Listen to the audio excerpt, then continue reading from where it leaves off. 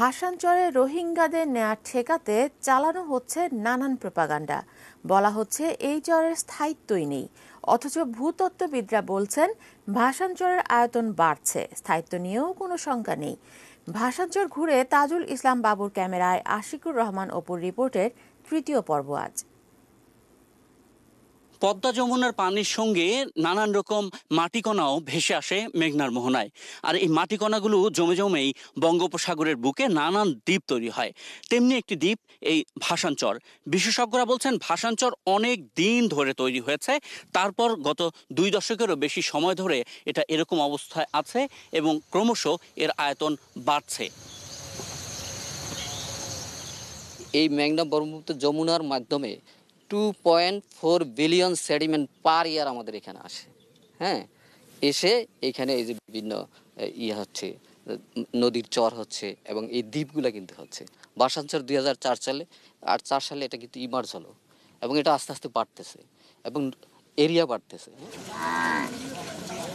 ভাসানচর সন্দ্বীপের এতটাই কাছে যে সেখান থেকে অনেক মহিষ সাঁতরিয়ে চলে আসে এখানে। ভাসানচর জুড়েই এখন মহিষের বিচরণ ভূমি। এখানে থাকা রাখালরাও নিয়মিত যাতায়াত করেন সন্দ্বীপ, হাতিয়া বা নোয়াখালীতে। আমাদের মোষগুলো যখন এখানে বাসি বাসি আসতো, তখন যে মোষ একবার নিতাম, ওই মোষটা 2 দিন পর আবার এই ভাসানচর চলে আসতো। যেই মোষে এখান থেকে একবার ঘাস খেয়ে যেত, ওই মোষ ওইখানে সারা ফাইলে ভাসানচরে আয়া পড়তো। দুধের বড় করে যাই, দুধের বড় প্রতি সকালে আইয়ে রাত্রে আইয়ে সকালে যায়। বিশেষজ্ঞরা বলছেন ভাসানচরের আয়তন যেভাবে বাড়ছে এটা একসময় জোড়াও লেগে যেতে পারে সন্দ্বীপের সঙ্গে। সন্দ্বীপের যে চ্যানেলটা, এটা প্রায় 4 নটিক্যাল মাইল আছে এবং এটা কিন্তু খুবই অল্প পানি আছে এখানে। এখন এই চর যে হারে বাড়তেছে, এটা অদূর ভবিষ্যতে 8-10 বছর, হয়তো 15 বছরের মধ্যে এটা সন্দ্বীপের সাথে মিশে যেতে পারে। প্রশ্ন হচ্ছে 2 দ্বীপের জোড়া লাগা কিভাবে সম্ভব। ভূতত্ত্ববিদরা বলছেন ভাসানচরে মাটির নিচে থাকা মিঠা পানির স্তর প্রমাণ করে এটা একসময় ভূমি ছিল, সমুদ্র ছিল আরো দক্ষিণে।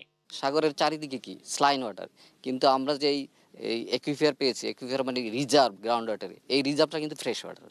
তো এটা কোত্থেকে আসলে fresh water? Fresh water rain water হয়। হ্যাঁ, কিন্তু আমরা এখন প্রায় 700 ফিট নিচে গিয়ে আমরা যেই গ্রাউন্ড ওয়াটারের যেই রিজার্ভ পেয়েছি, যেই স্যান্ড লেয়ার বলি, স্যান্ডের ভিতরে পানি থাকে, ওই পানি ফ্রেশ ওয়াটার পানি। এখন ওই পানিটা কোত্থেকে আসলো? নিশ্চয়ই এটা একসময় ল্যান্ড ছিল। হ্যাঁ, সাগর আরও সাউথে ছিল। আশিকুর রহমান অপু, এটি নিউজ, ভাসানচর, নোয়াখালী।